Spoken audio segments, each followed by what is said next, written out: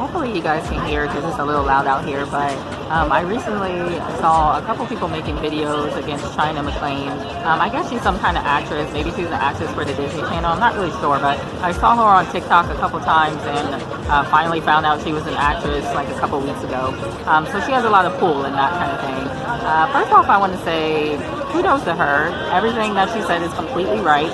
She's probably called to be a prophetess or something like that because she speaks more truth in like 2 minutes of videos than what most Christians that have been Christian for 10 years do.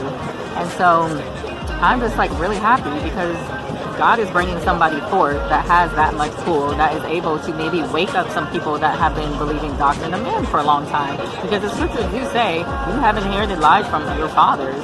And the fathers are like the church fathers, and at that time where that was said, they were talking about like the Pharisees and the Sadducees and that kind of thing. And so things don't change. Like we're right there in the scriptures. Everything that happened then will happen again according to Solomon, and I completely believe that. So the Trinity was actually a pagan belief to begin with. I don't know if you guys saw that government official not too long ago that was talking about he worshiped Brahma. And if you look at Brahma, it's like a three-faced god. It's a trinity. And so what ended up happening was in 235 AD, I think it is, this doctrine was introduced by Tertullian. But even Constantine, that was a sun worshiper, he came in and he started mixing pagan beliefs with Christian beliefs. And so, enter the Catholic Church, and you have all these different fathers that came after that out of the Catholic Church that were trying to do reform to the Catholic Church that brought all their doctrines. And so what ends up happening is people continually build off these different doctrines of man that aren't necessarily right, and they pass them down because they think that doctrine is basically God when it's not, when what they actually need to be doing is sitting in the presence of the Most High and asking Him who He is, what He means where, going to Him for understanding, not going to man as much as we do. Like Yeshua said, there's only one that's your teacher, and that's Him. Because Yeshua actually is the Word of the Most High in the flesh. He is the Word of the Most High. In Hebrew, there is a letter called the Nun, and that Nun looks like a seed. And the seed represents a literal seed or a son, because our children are our seeds. And so that's who Yeshua is. He is the seed of the Father. He is the Word of the Father. The Father is represented by the Alpha.